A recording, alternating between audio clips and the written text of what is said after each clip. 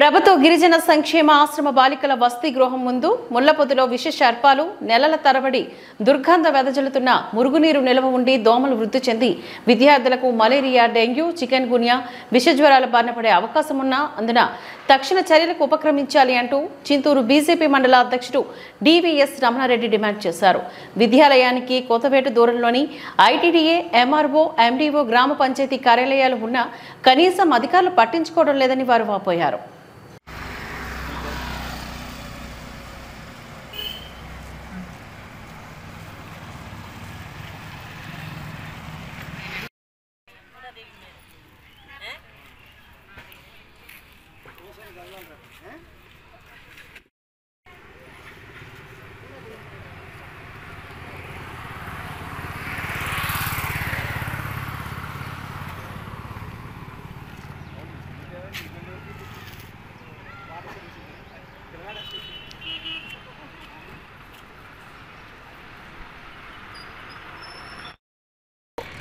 చింతూరు మండలం చింతూరు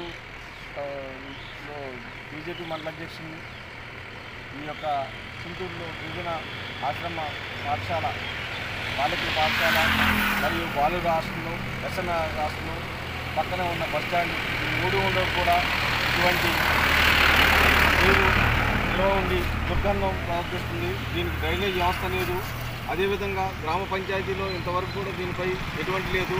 ఒక ప్రభుత్వంలో నాడు నీడు నిధులు కొన్ని లక్షల కోట్ల రూపాయలు కూడా వెచ్చించినా కూడా ఇటువంటి పనులు చేయట్లేదు. దీని మీద ప్రభుత్వం వెంటనే స్పందించి దీని మీద చేయాలి.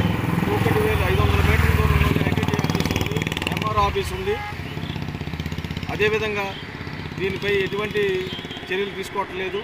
ఇక్కడ బాలికలు ఇటుపక్క ఉన్నటువంటి హోటళ్ళు, సముదాయాల్లో కూడా చాలామంది పబ్లిక్ వస్తున్నారు. ఈ దుర్గంధంతో ఈ విష జ్వరాలకు కారణం అవుతారు. దీని మీద ప్రభుత్వం వెంటనే స్పందించి ఇటువంటి చర్యలకు ఇటువంటి విధంగా చేస్తున్న చింతూరు గ్రామ పంచాయతీ సెక్రటరీ మరియు పాలకవర్గాన్ని పై చర్య తీసుకోవాలని ఈ యొక్క విన్నవించుకుంటున్నాం. తక్షణమే ఈ 500 మీటర్ల దూరంలో ఉన్న ఐటీడీ అధికారి కూడా వచ్చి దీన్ని విజిట్ చేసి దీనిపై చర్య తీసుకోవాలని కోరుతున్నాము. దీనిపై వారం రోజుల్లో చర్య తీసుకోకపోతే మేము భారతీయ జనతా పార్టీ నుంచి ఆందోళన చేస్తామని కోరుతున్నాం.